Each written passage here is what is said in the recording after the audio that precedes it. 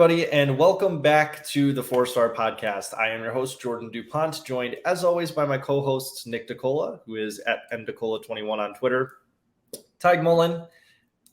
Big welcome back to Teige. He's been gone for a few weeks. I'm sure we'll let him kind of get into that a little bit. The aliens. He is at TMMullen007 on Twitter, and Andrew Freeman at AJFreeman25. As always, we can be found on Twitter at 4starpodchi. Also check out the website, 4starpodchi.com.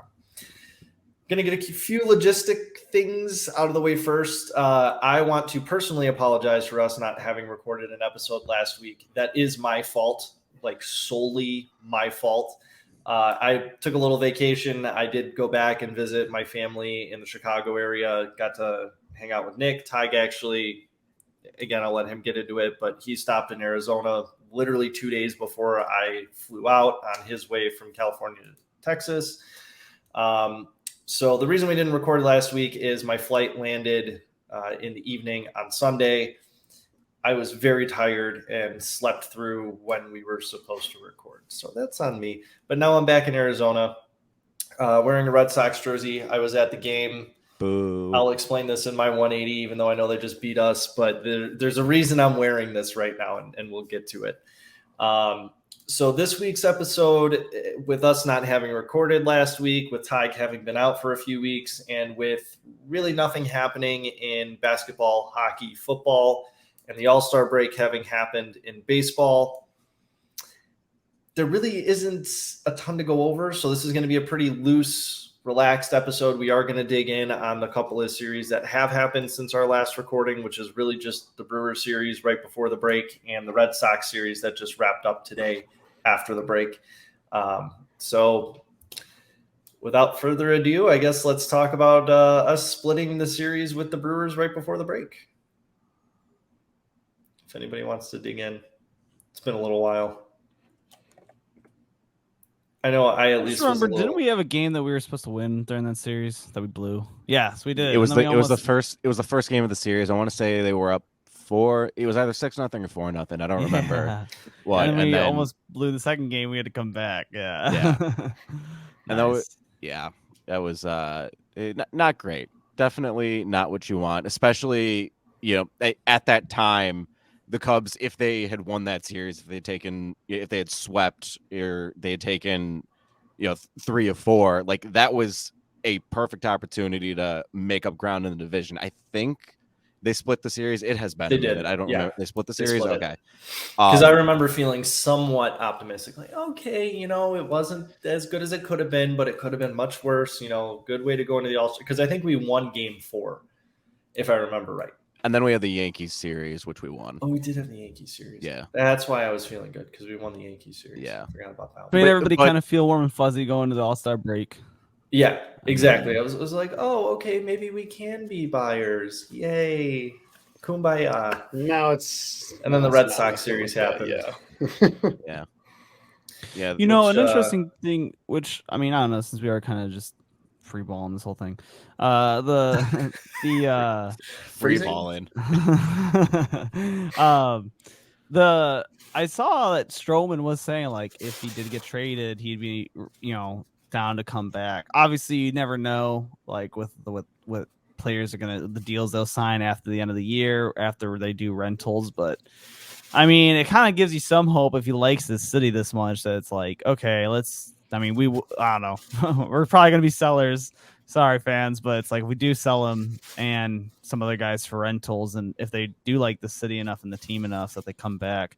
But it's unfortunate. You don't want to be a seller a third year in the row as the Cubs under this. I don't know. We're supposed to be such a rich team, and then we're acting like the A's over here, and it's just annoying. So I saw a tweet that I can't remember if it directly had a clip of the interview with Stroman that you're mentioning, or if it just being on Cubs baseball Twitter, I have a lot of Cubs baseball tweets. But in the interview, Stroman did say that Belly is feeling the same way. Belly loves Chicago. He loves being here. If you can't tell from the fact that he's just been on a monster tear lately, which I saw his Grand Slam live in person. Nick didn't because he bailed on me, but it's fine. I enjoyed it. and I got to take my mom to the game, and she was very happy. But anyway, Billy also really wants to stay and has been enjoying his time here.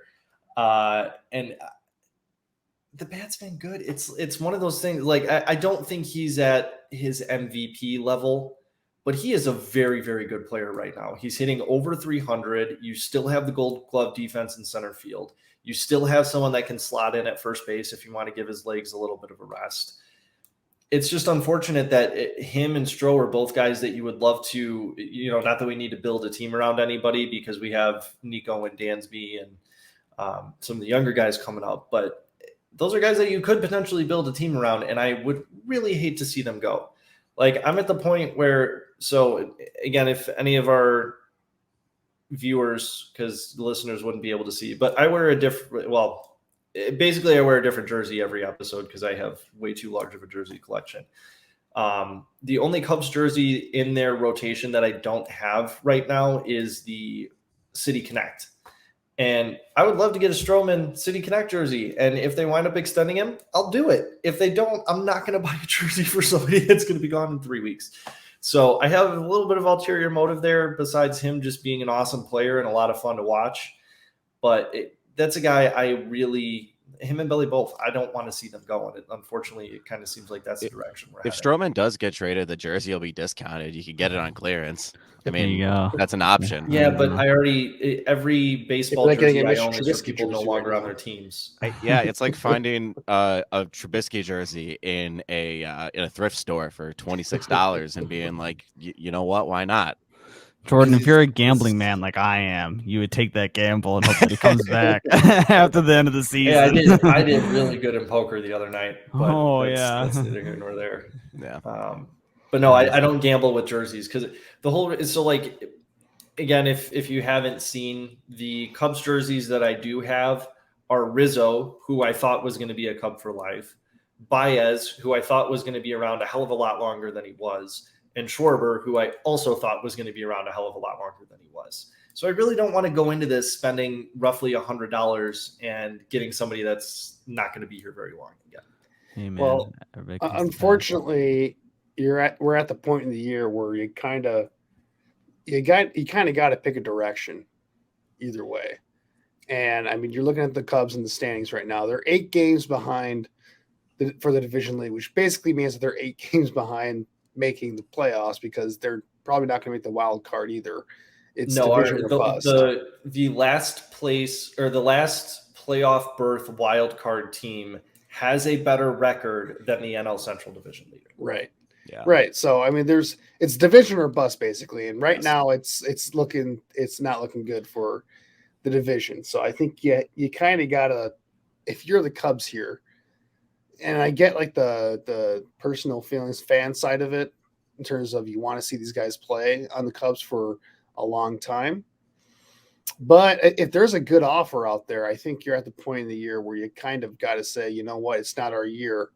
We try to make it work with this group and try to see if we can make the playoffs with this group. But, there's still a year or two away, I think. And if you can get some assets or some prospects for some of these guys who are on 1-year contracts, I think you're at the point now where you have to consider making that move. And I mean, heck, you can always do it a Aroldis Chapman situation where you can just trade the guy and he comes back to you in free agency if you really want, if he really likes it here that much. I mean, you can always trade him with that understanding. I think that's really just kind of the hope at this point. As I think we do, we sell and we hope that Stroman and Bellinger really do well, because otherwise you risk losing him for nothing, right? So I mean, yeah, you definitely can't lose him for nothing. That's for sure. Here's another angle to the whole whether the Cubs should buy or sell or stay pat or whatever they should do with the deadline or not. Like this, if they sell again, unfortunately, as we've been talking about, it seems like that's the direction it's headed. This will be the 3rd season in a row that they are a selling team, one of the biggest markets in baseball. You should have the money to compete every year in a terrible division in year 3 where the team is definitely, I think the team is more talented than their record, but the results are not showing up on the field. So if you're selling this year when you have like 2 of the best pitchers in the National League, you've got talent up and down the lineup, what message is that going to send to potential free agents in the offseason where it's like, okay, like it, like I'm not saying it's likely, but the Cubs could very conceivably go on a run. Like this division is terrible. It's not like it's and not our like second half schedule is significantly easier than the first half. Yeah, it's for the not like second year in a row. it's not like Cincinnati and Milwaukee are these juggernauts that we're never going to be able to compete with. Like we, it's very conceivable, even if they stand pat and keep everybody together and like, maybe they fall short a little bit. Like I don't think you need to deal Bellinger or Stroman just to get like some sort of mid-level prospect, because the Cubs have a lot of that already. They've got guys in the farm system. They got guys coming up. Now, if it's an insane offer, like a really top-tier prospect, then okay, I can understand that. But I think selling just to sell, it not only is it demoralizing to the fan base, probably the clubhouse as well. Almost certainly the clubhouse. Belly and Stroman are both really respected in that clubhouse, but also to any other potential free agents that may consider the Cubs. Like these are professional athletes. They want to compete for World Series. They want to compete for championships. And if it doesn't, and the Cubs on paper should be a team where they should be a team like the Dodgers or the Yankees, where it's just like, all right, I'm going to go there, sign a 2-year deal or whatever. We'll probably make the playoffs and maybe we make a run or whatever. The Cubs should be that team, and like selling for the third year in a row in this manner, it's just not sending that signal. And I do think I want to give management of the Cubs a little bit of credit. I had mentioned earlier that, I saw the tweet with Stroman's interview comments. I saw another tweet that said our spending this year is only $5 million below the luxury tax. It's not like we totally. I know we've been given, the Ricketts and management a bad rap earlier on. It's not like they're totally being cheapskates, especially after going out and signing Dansby and all of that. I just don't think this team is playing up to its full potential. And I think we still have a lot of lineup questions. I think every day we see the lineup posted, there is at least one person in there where we're like, why are they playing? Master Boney. Another one is, excuse me. I fake coughed and you just had to like real cough like 6 times. Yeah. You just had to warm up, yeah. The other one I saw, Kyle Hendricks ERA with Tucker Barnhart catching, I believe. Yeah, it was Kyle Hendricks ERA with Tucker Barnhart behind the dish was like a 6.5 or a 7.5, and was like a 2.5 with Amaya catching. And yet Tucker Barnhart was the one behind the plate for Kyle Hendricks when he got blown up by the Red Sox. Yeah. That's mismanagement and the team not playing up to its full potential. Yeah, this Jed, I don't know why you stopped listening to our podcast, man. You should have DFA'd Barnhart a long time ago. Yeah, I don't know. Like, did we get boring, Jed? Did we lose you? Did we give you too many good ideas? Is that what happened? We were gone for a week and see what happens. I know, yeah. The aliens take me for, a while, then boom. Now we really lost all hope for this organization. Yeah, I like David Ross. I know he's a great clubhouse manager. I know he's got the sentimentality and the leadership weight from winning the World Series as a player in 2016. But I'm very much starting to get to the point where it's like, okay, probably need somebody else putting together the lineups and making the decisions around here. I mean, to be fair, he was always brought in for the fact that he was part of the World Series team. I mean, I never got the sense. I wanted Kapler when we were hiring managers. I never got the sense that Ross. Well, that's because you're a sabermetrics nerd, Teige. Yeah. And then he led the Giants to like a 105 crazy win season the other year. So I mean, I'm just saying, we could have had that. I never got the feeling that Ross was brought in because management felt good about his, management skills. Like I always felt like he was brought in mainly because like he's a name. Cubs fans like him. Yeah. So don't get mad at us. We can do whatever we want. Screw you guys. And I think Jed knew that he wanted young guys coming up, and he's just like, here you go, young guys. But yeah, now it's like what? Oh God, I'm sorry. person we had before Joe Madden. Renteria. Yeah, man. Renteria. That's Yeah, it, we did have exactly. Renteria. I thought it was him, but then I didn't want to say Renteria and then be wrong. But I mean, at least yeah. at least this would be like Ross at least got like a couple years or whatever. Yeah, he got the He bad has years. been given more than a fair crack. Renteria got tossed like the second Madden was available, yeah. which Right. again, right move. But like I do feel Like and I then, hope it. and I then hope the it White doesn't- Sox and then the yeah. White Sox did the same thing to him to Yeah, hire with TLR. to hire Russo, right? I think he was only Yeah. there a year or two. Yep. Russo isn't good. Like I just hope it doesn't turn to a situation like with the Bulls with John Paxson, where they let him stick around for forever, and when it was clear that he wasn't up to the task of the role that he was put in, and I just hope that it's not the case where beloved Cub, we all love Ross. Like I don't want to make this an anti-Ross thing, but it's like at some point you gotta get the best guy for the job here and not let, I guess without a better word, nepotism kind of run the show here, or just like legacy. Legacy, I Legacy. guess. He's had what is this? His third season as manager now. Yeah. This is he managed 2020. Yeah, 2020. Which that Fourth one season as manager. that one was like all right, fine. You That throw was a that weird- away that was a weird 'cause it's one. weird for everybody. But, So the third full right. season. Yeah, third full But season. like, dude, Makes it this way. again, I love David Ross. I love David Ross. I don't want that to be misconstrued, but I don't think he's big league manager material yet. I think he can be, but he doesn't. Go get some experience in the minors or something first, because these lineup decisions, the bullpen decisions sometimes have all just been extremely questionable and have lost us ball games. I think that is the biggest detriment right now is just lineup construction, because again, we have the talent. We know we have the talent. But if you're not putting guys in position enough to succeed, they're not going to succeed. And I think that's what's showing up right now. Yeah, part of it too is depth. I mean, when you have when Dansby goes down and your option is bring Miles Mastroianni back up, I think that's an issue too. We have a lot of outfield depth. We have a lot of young guys coming up through the outfield, but we don't have a first baseman yet, which again might or may not be settled with Bellinger's future, and even Bellinger kind of scares me. I mean, I like what I'm seeing on the field, but all the analytics are still down. It's just because he's striking out less. That's been his biggest savior. Anyways, that's for a different day. And we still need a third baseman, and then we need Shohei. So, and then we mentioned the luxury tax, which I saw that same thing. How we're like $5 million under. I don't know. I think that's because we retained a lot of I think we're paying some players off the books. Hopefully by like next year, I think they'll clear up some stuff. I don't remember, but yeah, I don't know. We got to figure out third base, first base depth.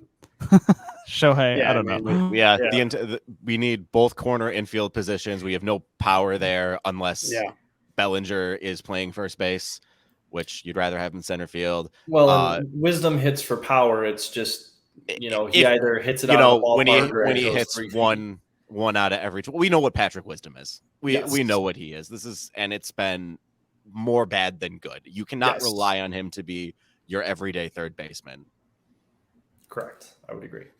Yeah. Although, the stash in the stirrups, it worked on Saturday. How did it work today? Probably pretty bad. Yeah, probably pretty bad. Anyway, I don't think we need to keep beating the dead horse on the Cubs too much longer. Is there anything pertinent you guys want to add, or should we move along? I mean, just to finish up the point in the Ross thing, just the main selling point that the front office gave for hiring him in the first place is that he had a relationship with all the old guys, with the old, the World Series team and that core players. And that core players is gone. So, at some point you run out of excuses for keeping the guy so long. And again, I don't want to beat a dead horse on the subject, but again, that was one of the reasons for justifying bringing him in. And now that you're moving on to a new core of young players, at what point does that, I don't know, cachet start to wear thin? You got the very, very valid point. I mean, if the whole, like you were saying, the whole reason they brought him in was for the guys that are no longer here. So what's the reason that he's still here? Which I don't even know if that was a good move to like bring him just for the guys here, because they talk Right. about that, and he's like, well, I got to remember, like they have to remember that. No, I'm not their friend. I'm their coach, and it's like, geez, like if we're already having these little elementary discussions, like I don't know. I was never sold on it. Yep. Again, World Series catcher, great. I was never sold on the hire, but whatever. Kapler, no, I was never sold on getting Ross. Well, like I said, there really isn't much going on. I think we're I've got under. Hang on. I've got a little bit of Blackhawks news. It's not really Blackhawks news, but it's something that I saw that was kind of interesting. So Marian Hossa is having a goodbye game. I'm assuming back home in Slovakia. So he's just going to play like one last semi-professional game, and he invited a bunch of like former NHL players, to come play. He invited of former Blackhawks, Nicholas Hjalmarsson, Jonathan Taves, Roosevelt, Patrick Sharp, Michael Hanzus. God, that's a name I haven't seen in a really long time. Martin Havlat, Dustin Byfuglien. Yeah. Awesome. So I loved Dustin Byfuglien. Yeah. So yeah, that's really all it is. Connor Bedard is still a Blackhawk. Life is still good. Yeah, that's it. Is he still worried about making the team? I'm sure he's still terrified.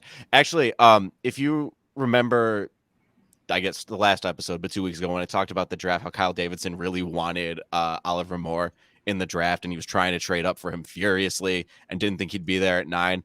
The Blackhawks released like video of Kyle Davidson during draft night once the 18th pick got announced, and he knew he was getting more, and he was so excited.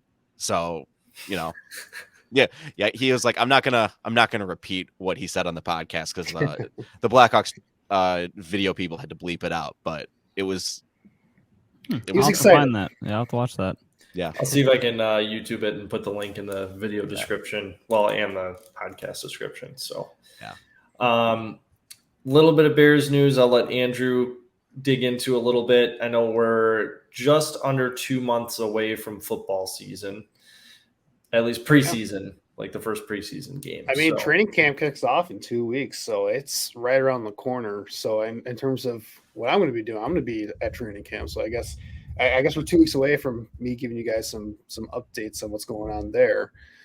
But yeah, I mean, if we want to talk, so I guess there's not really any news going on, but it's more of just like Bears Twitter doing Bears Twitter things. Let's go. And this is because Evan Engram, he's a tight end for the Jacksonville Jaguars.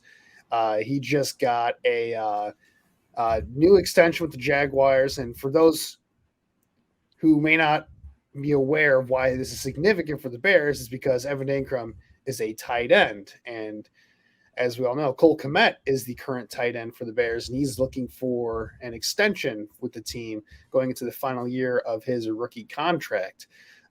So why this is significant? Because I'm looking at the details right here, and a lot of these are not official yet, but it sounds like, so Evan Engram got a 3-year, which looks to be a $41 million contract, $24 million guaranteed.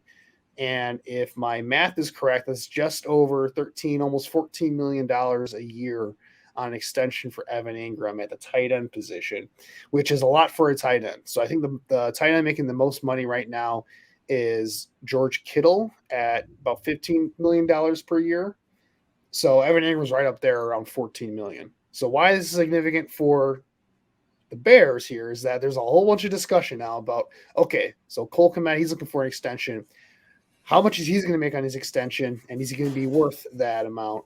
And I swear, Kmet is like the most polarizing player on the Bears because half the fan base absolutely loves him because he's a Golden Domer and he's a local kid, and I'm pretty sure that's it.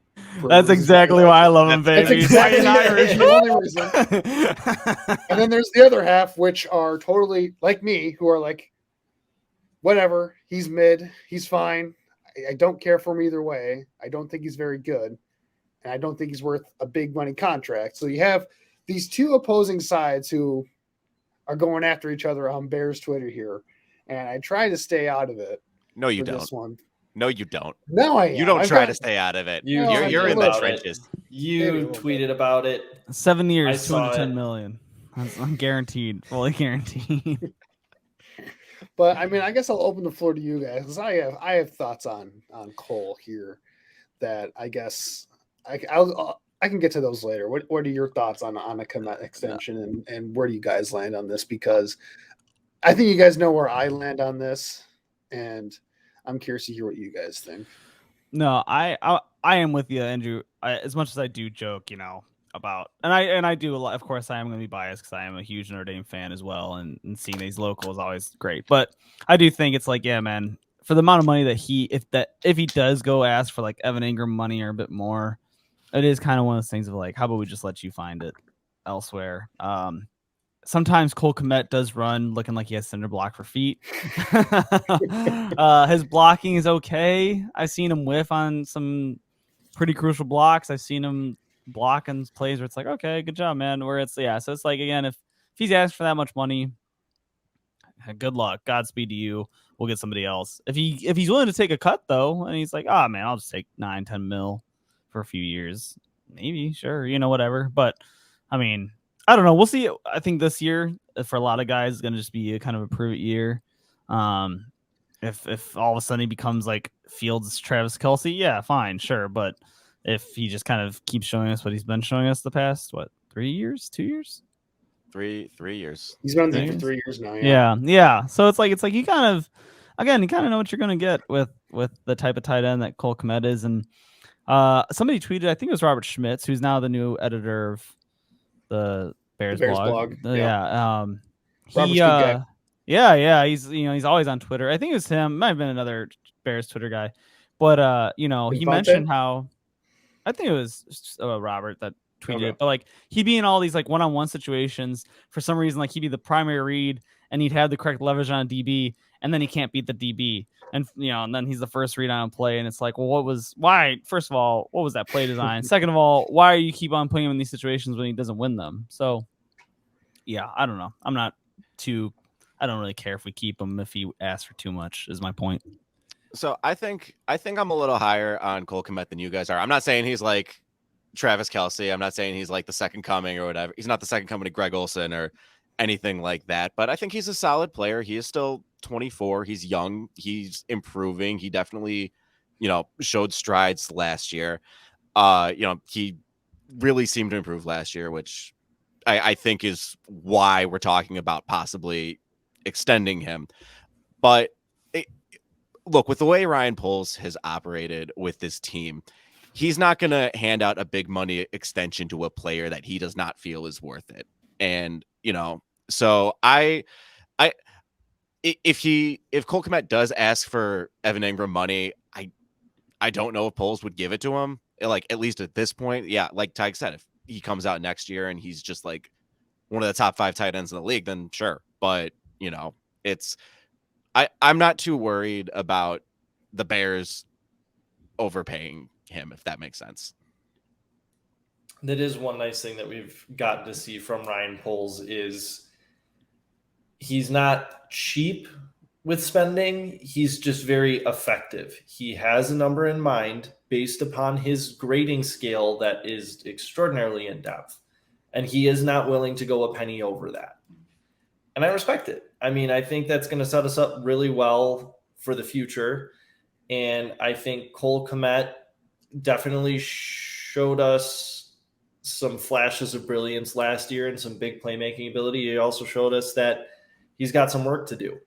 And as it sits right now, I would be perfectly content giving him a solid middle-of-the-road contract. I think that's what he's earned to this point. I think that's what he's worth to this point. And I would be totally fine with that. Because he hasn't been great, but he hasn't been bad. However, if he comes out this year and, like you guys are saying, just knocks everyone's socks off and turns into the next coming of George Kittle or Travis Kelce, yeah, max him out. That's fine. Give him that Evan Ingram, give him that George Kittle money. But until that happens, if he's not wanting to take a middle of the road tight end contract right now, I say we can find another one, and good luck finding it somewhere else. Yeah, I mean, schematically, I just don't even think that that's what the Bears are going to really use him for, to be that kind of guy either. So it's like he's already not even going to get set up for that. So he would. I mean, something that how often do we really see an athlete just make their own generational jump? Like from a tight end position, something like that. So we know what we're going to get. I mean, a couple of things on Komet before we can move on here, I guess. And I will say in his favor, he has gotten better every year. He's still young. He's 23 years old. So theoretically, 24 years old. Yeah. So, I mean, yeah, he's approaching the prime. He's still not even in his prime, technically, of his career. So theoretically, there is still room for growth. The thing with Komet is, though, that I think the thing that really bothers me about him as a player, and that's one of the reasons why I wasn't a huge fan of his at Notre Dame, was that he's really average at a lot of different things at the tight end position, but he doesn't really stand out at any one thing. You know what I mean? Like Travis Kelce, like he is not much of a blocker, but he is maybe the best receiving tight end I've ever seen. Right.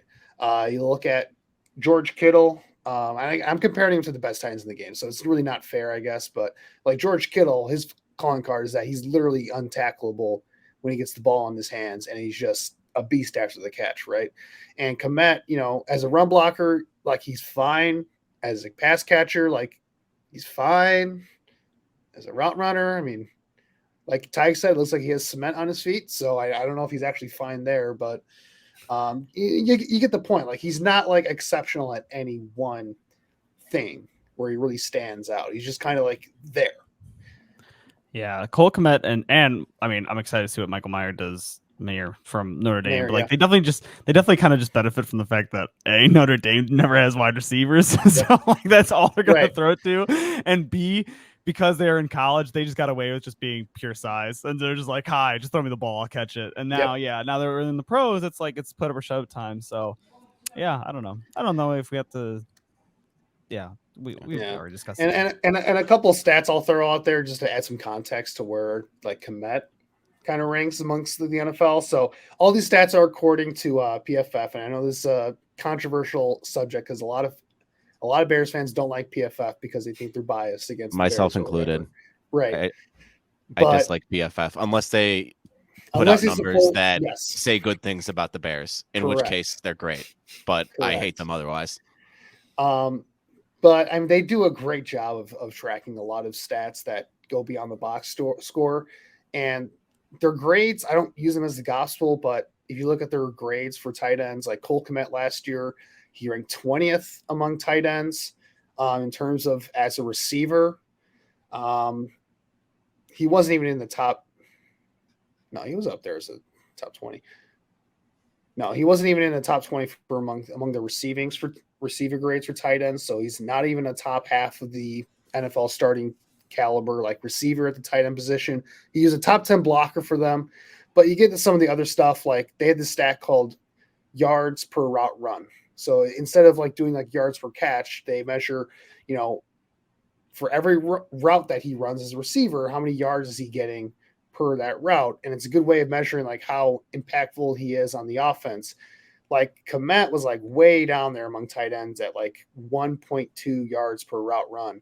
And just for context, like some of the top tight ends in football are getting like 2.5 yards per route run, that's a lot, right?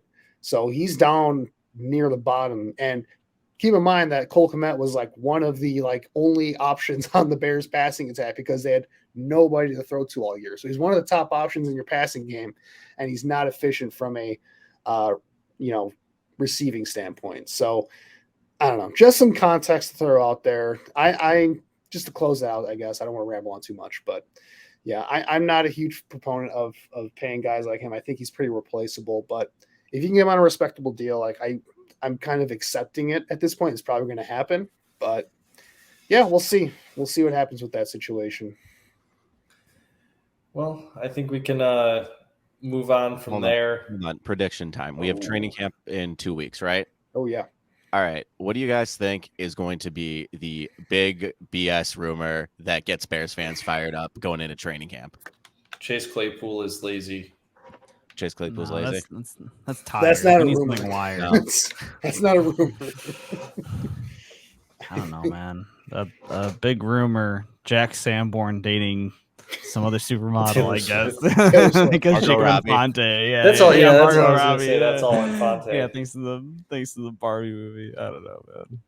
I don't know. Something will piss off Bears fans. It always does. Speaking of peeing off Bears fans, I am at a hotel, and I'll get into that story later. But I mentioned it to these guys on NFL Network. They've been playing classic Super Bowls, and the last one to come on was Bears Colts.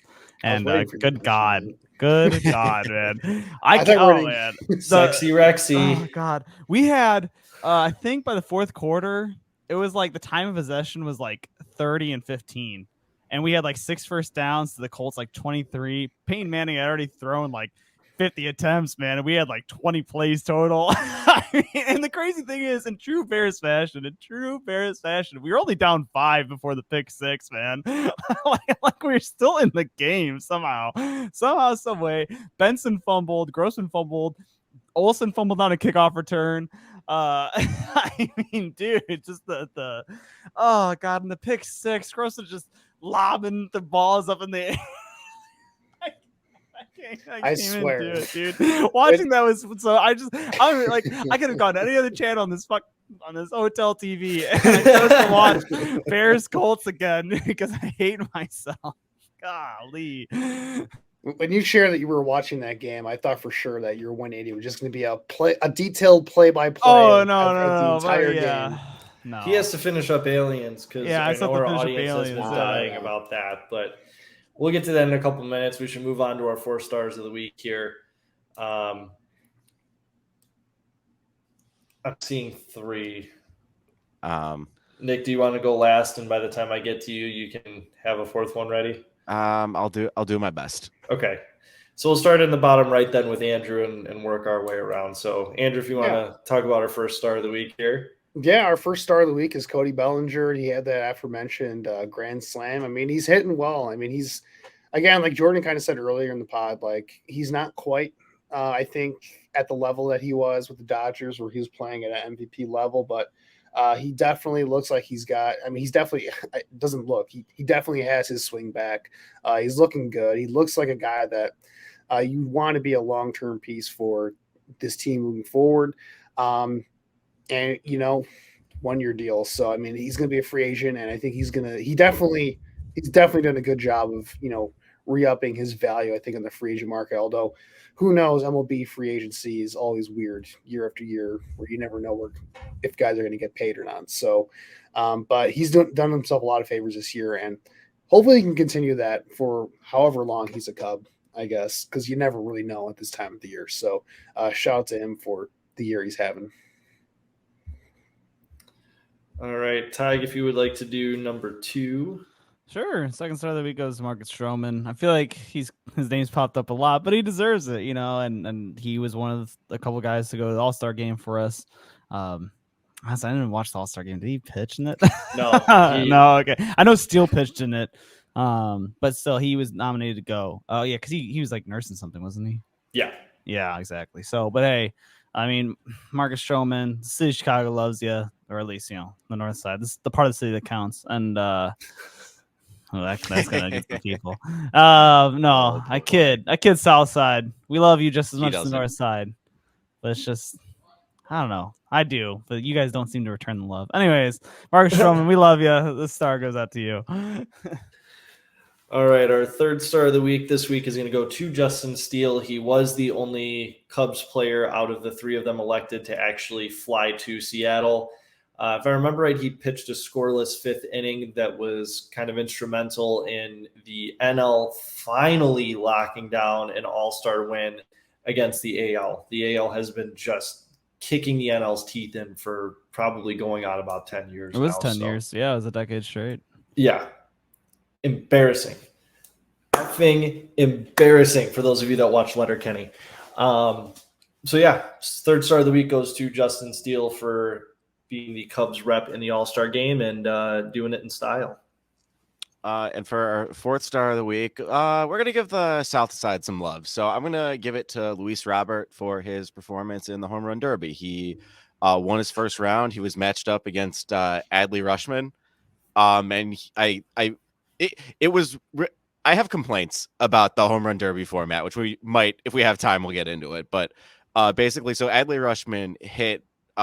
He hit I think he hit 19 home runs or 20 home runs in his time, and then he had 30 seconds of bonus time. And Adley Rushman was a switch hitter, so he took all his swings from the left side, and then for his bonus time, he hit from the right side, and then hit 8 more home runs. So everyone was super excited about that. And then Luis Robert comes in and then just beats Rushman's total. Didn't even.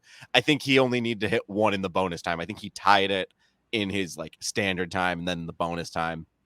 And then unfortunately he didn't win. He got knocked out in the next round by I don't even remember. Was it was it the Rosarena that knocked him out? In typical White Sox fashion, he suffered an injury from the home run derby, not being able to play in the All-Star game and winding up. I believe he's on the IL right now from the home run derby. God, how much more White Sox does it? I mean, and that's the reason why guys get scared to do it, because he was also on it. He's been on a tear heading into the break.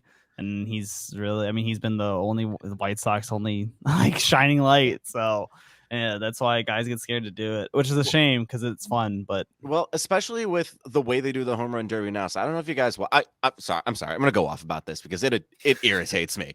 So how they used to do it was basically every batter had 10 outs, and any swing that didn't result in a home run was an out. But what happened is the derby was taking too long. So they decided to, everybody gets a certain amount of time. Everyone gets a certain amount of time. I think it's 2 minutes or 3 minutes. They've played around with it over the years. Hit as many home runs as you can within that time. There's rules for bonus time, whatever.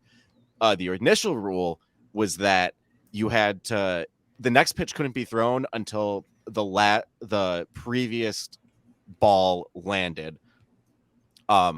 So, but this year, if you watch the derby this year, they just go rapid fire. They got rid of that rule, so now it's constantly just rapid fire, and it was so hard to follow. You weren't able to admire any of the moonshots. Luis Robert hit a 480-foot home run, and it was just caught in the shuffle because he's constantly swinging.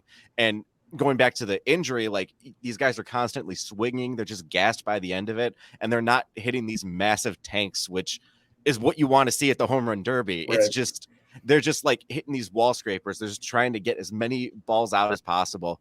And it's just, I don't know. They need to revamp it. Yeah, because I'm not gonna lie, I think the 10 out format can be a slog. It can take forever. So I don't know. Maybe you go back to an out format and give them less outs. Maybe you do an out format for one round and then do clocks. I don't know. But you know what you could do? You could go back to the 10 outs, but give them a pitch clock. I think that helps. Yeah. That helps. Yeah. Maybe how many takes you can have too. Maybe you can't take more than 2 pitches in a row or something like that. Okay, yeah, Nick, I am giving one of us a homework assignment. Okay. We'll decide who gets to do it later on, but for our 180 next week, we're going to do the Ricky Vaughn Memorial Home Run Derby. Okay. Well, we already know who's going to be taking the assignment on. Well, it's going to have to be me. Yeah. I mean, I got time. I gave you the name. I gave you the name. I'll let you be the creative. All right. Okay. Figure behind the home run derby rewriting, right. But you have to call it the Ricky Vaughn Memorial Home Run Derby. Okay. I got to figure out how to incorporate fighting it into it somehow. We got Mario power-ups going on in this one. Oh, man. They're just swinging their bats at each other like lightsabers. The meditation mound. Yeah. Speaking of our complete 180, that didn't count as my 180, by the way. That was just a side tangent. I'm aware. So we'll transition into the complete 180. There's no SWFU because we haven't had an episode in 2 weeks. So we'll just jump into our next segment. Andrew, if you'd like to lead off with your 3-minute spiel about whatever you'd like to talk about, the floor is yours. Yeah, sure. Let's talk about this really stupid in-season tournament the NBA is trying to force on us. So for those who don't know, the NBA, they're trying to make the regular season more, I guess, engaging or interesting for the fans because, yeah, or over the, I mean, again, it's even worse because the Bulls have sucked over the last, I don't know, decade or so, however you want to call it, half decade. But yeah, the regular season, it's been a slog for quite a while now. It's not as interesting as it used to be, and we all get that. Most teams, it seems like a third of the league isn't trying because they're really good and they're just kind of resting until they get to the playoffs. A third of the league is actually trying, but they're not good enough to be interesting.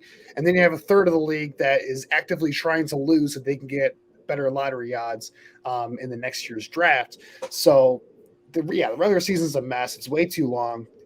And it's just, and too many superstar players are sitting out for good portions of the year to even make it interesting. So what the NBA is doing is they're trying to install this in-season tournament where NBA teams at the beginning of the season are going to be playing for what they call the NBA Cup, and it's supposed to be in Las Vegas and super fancy. But it's the worst thing ever imaginable to have for the season because it's just one, nobody asked for this. It's a really stupid idea. For one, it starts and the first one they're going to be starting this year, I think. It starts on Friday, November 3rd, and is supposed to end in early December. I think on December 9th is when the championship game is supposed to be. And the way they're doing this is that they've divided, instead of doing it by division, they're dividing teams into what they call pools. So for instance, the Bulls, they're in East Group C with the Boston Celtics, Brooklyn Nets, Toronto Raptors, and Orlando Magic. And I guess they're supposed to be playing games for the first month of the season where they're technically regular season games, but they all count towards pool play or something like that. It's really, really silly. And then it's all supposed to culminate into a single elimination tournament in Las Vegas. And the thing with this is that, for one, did you guys get the dates of where these games are going to be taking place? They're in November, December. Do you know what sport is going on during November and December? Football season's going on during November and December. So you have college football on Saturdays, and then you have NFL football on Thursday, Sundays, and Mondays. Who the heck is going to want to watch NBA games on those specific days when you have those games going on those nights? But even besides the point there, like the fact that you're putting this as part of the regular season, now it just makes things confusing. How am I supposed to keep track of, which teams are doing well and what, and how this goes towards what? And the other thing that it kind of bothers me is just like, it doesn't fix the issue of the regular season because guess what? You're done by December 9th.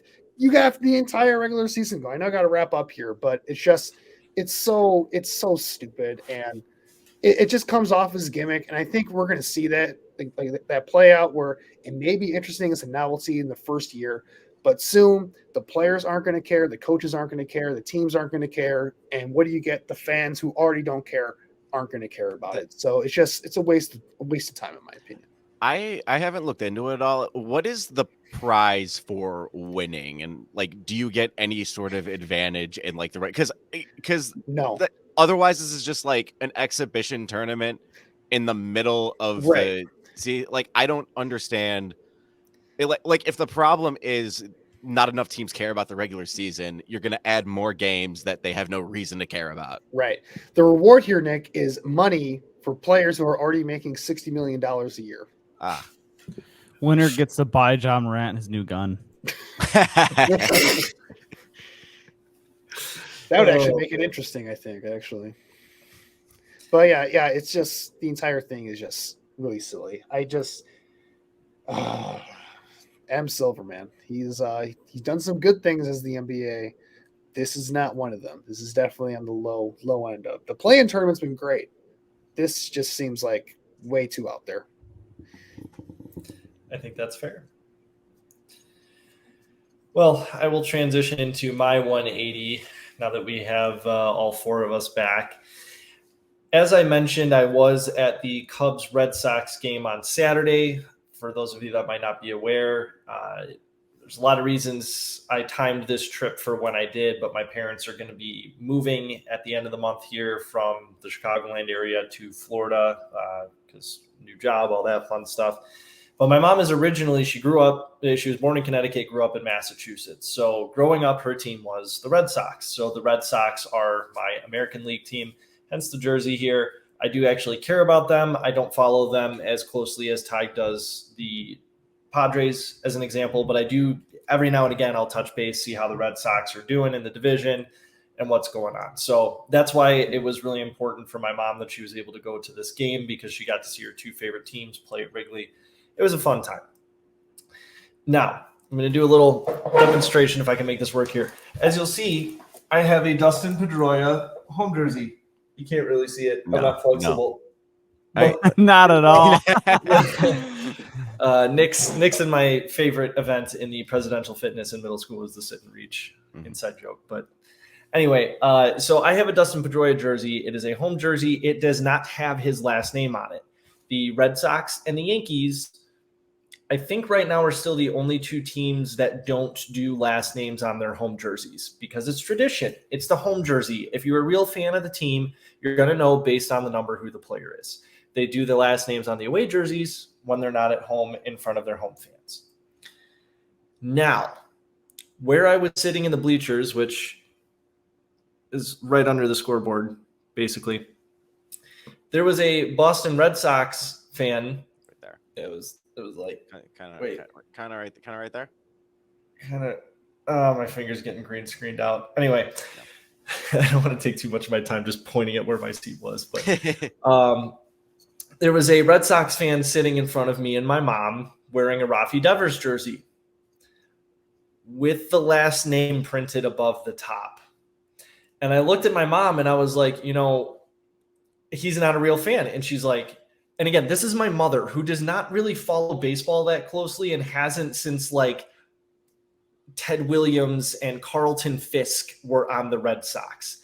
And even she was like, oh my God, I know. I can't believe it's got the last name on it. That's not the right way to do it. So if you are a Red Sox fan or a Yankees fan who has a home jersey with your player's last name printed on the top of it, I am a fringe Red Sox fan, and even I know enough that is a no-no. Don't do it. MLB, shame on you for even selling jerseys with that as an option, because that's not how it is. So that's my little mini rant for today. Just if you're going to get a jersey to support your team, make it the right jersey. That's it. Old man Jordan, yells I'm not like. Is your mom old enough to be able to watch Ted Williams? I'm just saying. Like, yeah. What do you mean? Like she was following the seasons while Ted Williams was. He's done in 1960. That was his last year. Oh, you know what? Okay, then I'm wrong. I'm just saying. Wrong. She was just after Ted Williams. Okay, no, you know what? I messed up. My mom said my grandmother's favorite player was Ted Williams. That makes more sense. Yeah. Because now I'm questioning the Carlton Fisk thing. Teddy Williams knocks it out of the park. Oh, it was Yastrzemski. Carl Yastrzemski was my mom's favorite player. Okay. So yeah, it was Carlton Fisk and Carl Yastrzemski were who my mom grew up watching. So there we go. My apologies. Good catch, Tag. I did not catch that. You said that. I was like, wow. He's doing some math right now. Yeah. I'm not going to out my mom's age on the internet because I think she might shoot me. But of course not. She was a very little bit after Ted Williams. Goodness. All right. Anyways, hi everybody. I'm back. So after hi Ty. After I was talking mad crap to the aliens, they decided to abduct me. And in between rounds of fetal spooning and orange slices, they told me I was the chosen one. No, man. The aliens told me everything. Okay. Pyramids, aliens. I don't know. The Bass Pro Shop, aliens as well. They're out there. All right. They're hiding. The government's hiding them. We all know. Okay. Why are you hiding? What are you hiding, Biden? Huh? Papa Joe? This went off the rails. It went off the rails so fast. And anyways, as we're traveling along that orange-purple desert skyline in the middle of nowhere, Nevada, I realized, God, how beautiful this world is, how beautiful this universe is. And we don't take enough care of this world. but that's for another day. No, what really happened was I'm moving. I moved from California to Texas. I drove a lot. I stopped in to say hi to our good friend Jordan last week in Arizona for a little bit. It was brief, but it was fun. The day I did drive through Texas, so I drove through from Scottsdale all the way to Killeen, Texas. And for those who might not know the drive, it's about a 12-hour drive. Not the worst I've done. I've done way worse in one shot before. However, what makes it worse is there's something called air conditioning. Great invention. My truck doesn't have it. And I drove in the day through New Mexico and Western Texas. Words do not describe just how insanely like hot that entire trip was. Like even with the windows open all the way and like air blowing in at 80 miles per hour. Only one window too. I couldn't open my passenger side window and risk like stuff falling out. So I just had air at 80 miles an hour just blowing into my ear. My tinnitus, because I have some tinnitus. When you serve in the Army, you're gonna get some. It was off the charts that night. I couldn't fall asleep because of just the ringing from the wind just hitting it all day. For a brief moment, I thought I was going to get lucky. For a brief moment after I left Jordan's, because Scottsdale was still hot. Like, even in the morning, it was hot. But then he was right. He was like, well, it's going to cool down when you get more east. And it did. It was actually a gorgeous, like, 60 degrees for, like, the first hour of my trip. And then the moment, like, the sun popped its head up, it immediately turned 90. And then from there on out, it was, like, 105. Anyways, I'm in a hotel room now. I saw a cockroach in here the other night. I got its leg. I managed to like chop its leg off, but I don't know where it is. It went into hiding. It's plotting. It's getting stronger. I'm terrified. If I don't come back next week, it's because the flipping cockroach got me. And otherwise, yeah, I'm having a great time. I'll be moving into an apartment soon, and I'm just trying to get settled in Texas. I did go to Whataburger. Liked it more than In-N-Out. Sorry, Californians. Other than that, I don't know, man. It's hot. It's 105 every day. My truck can barely start. I think like it's dying in the heat. It still has no AC. And I don't know, man. It's been a fun time. So that's all I got for today. So next week is the rebuttal to aliens don't exist. Because I know we've been dying to hear about aliens existing. Dude, honestly, I'm not gonna lie. All right, so I was gonna do the rebuttal today. Like I couldn't even bring myself to doing it. Like, it's just like I was trying to like look up the evidence for it. Like, first of all, good on Google, I guess, for like trying to like stop people from being dumb. Because like when you try looking up like aliens exist or like proof of aliens, it actually takes you to websites of like actual scientists being like, here's what we know. Probably, we haven't contacted them, but like, it's like, it's smart. That's what like, they want you to think. That's what they want you to think. You have to like look up like alien conspiracy theories, and then you got to dive into the hole, and somehow you end up back with QAnon and the Predators, and you're like, I was just looking up aliens, dude. I don't know, like, and like, all I could think of constantly was just some weird like picture of like traveling across the Nevada skyline and then the line from the Tool song, and that's all I had. And I was like, I can't do anything else. Look, I think aliens are out there. No, I don't think Tom DeLonge knows more than I do about it. Maybe he does. I don't know. Maybe the aliens have contacted him. I just think it's silly. I'm sorry, I couldn't do it. Speaking of aliens, that reminds me, I did recently just watch Indiana Jones and the Crystal Skull because I'm a completionist, and I just remembered how much I hate that movie. So glad that we brought up I forgot that. Yeah, I forgot that there's aliens in that one. Yeah, it's like at the end, he's like completely ruined it or whatever. Yeah. So I was telling my mom that I watched Raiders of the Lost Ark and Temple of Doom, and I had The Last Crusade on my phone for my flight, either to Chicago or back from Chicago. Didn't wind up watching it. I slept the entire flight on the way there, and I finally getting around to reading East of Eden after I've had Teige's copy for 5 years. That should have been my 180. Yeah. So I read that on the way back. However, my mom's like, oh, yeah, should I go see Temple of Doom? And I'm like, no, it is not worth your time. Don't do it. You mean Last Dial or whatever? Dial of Destiny. Sorry.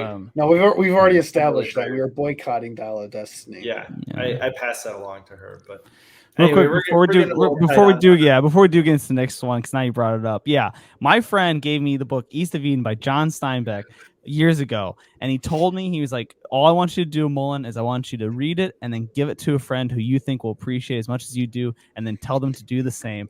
And I gave it to Jordan thinking he'd appreciate it, and the guy still hasn't read it. He finally has started it, but I do give him flack for it as much as I can. I'm 200 pages in now, and I really can't put it down. So it's a great book. Once so you're it will finished, be done soon. Yeah, give it to somebody else. Don't give it to Nick. He's not going to read it. I don't know. not Find gonna read it. somebody I don't who know how will to read read it and just pass it down. My goal is for it to end up in Malaysia by 2042. I don't know how, but I hope it does. Anyways, Do you have everybody that read it like sign the inside cover? No. No, It's all just part of the mythos. It's all just part of the beauty. All right. That's all he wanted to start, and I thought by now it would have gone like 10 people deep, and it's still on Jordan. So All right. I'm just gonna get into mine. It's pretty quick. I'm going to read horoscopes to people, but not just. I know Teige is making a face. Bree's gonna be your best friend, man. You tell. Well, wait for me to finish my 180 before you say that. So this isn't your normal everyday horoscope. This is your Florida man horoscope. So if you don't know what that is, all you do is you go into Google and you search Florida man and then your birthday. And the first news article that pops up, that's your horoscope. For example, so my birthday is December 28th. So I went and Googled Florida man December 28th. And the first article was video, Florida man drops stolen TV from getaway scooter. So that's my Florida man horoscope. And I took the liberty of looking this up for the rest of the beautiful people here in this call right now. So I'm going to start with, who do I want to start with? These are also, I'm going to start with Teige. So Teige, your Florida man horoscope is naked Florida man steals pickup truck from dealership, leads authorities on pursuit, police say. Incredible. That's perfect. That's so good. Andrew, your Florida man horoscope is Florida man accused of killing iguana uses stand your ground defense to try to get charge dropped. I can buy that.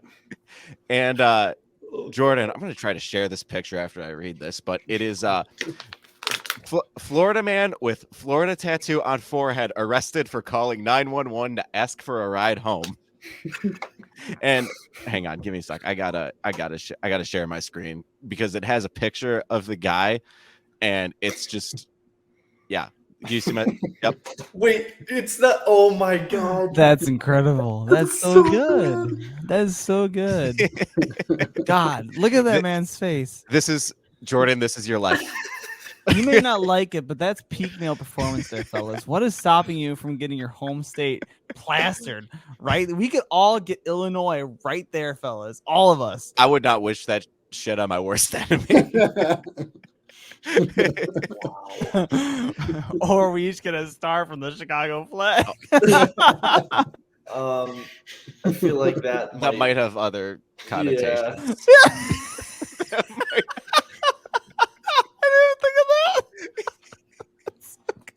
All right. Oh god. We got to cut the show. Yeah. We're gonna before someone says something before something else happens and we get completely canceled. I'm gonna call it here. Thank you all so much for watching. Again, welcome back. We are the 4-Star Podcast. I'm your host, Jordan DuPont, joined as always by Nick Nicola, Teige Mullen, and Andrew Freeman. You can find all of them on Twitter. Nick is at Endicola21, Teige is at TM Mullen 007, Andrew is at AJ Freeman 25.